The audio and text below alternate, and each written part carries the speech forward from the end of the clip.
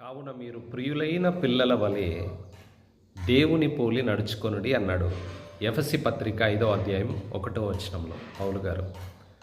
నిజంగా పదం ఎంత బాగుంది అంటే ప్రియులైన పిల్లలు అన్నాడండి. ప్రియులు అంటే ఇష్టమైన వారు అని అర్థం. మనం ఎలాగుండాలో తెలుసా? దేవునికి ఎల్లప్పుడూ ఇష్టమైన వారముగా మనం ఉండాలి. అలా ఉండాలి అంటే దేవుణ్ణి పోలి నడుచుకోండి అన్నాడు. అలా నడుచుకున్న వారు మాత్రమే దేవునికి ఇష్టలుగా ఉండగలరు ప్రియులారా. అందుకే పౌలు గారు నేను క్రీస్తును పోలి నడుచుకుంటున్నానని కొరింథీ పత్రికలో చెప్పాడు. గలతీ పత్రికలో క్రీస్తే నాయందు నివసించుచున్నాడు అని చెప్పాడు. అంటే క్రీస్తును పోలి నడవటం అలవాటైపోయింది పౌలు గారికి. అందుకే క్రీస్తును కలిగి ఉన్నాడు పౌలు గారు అనేది మనకు అర్థమవుతుంది.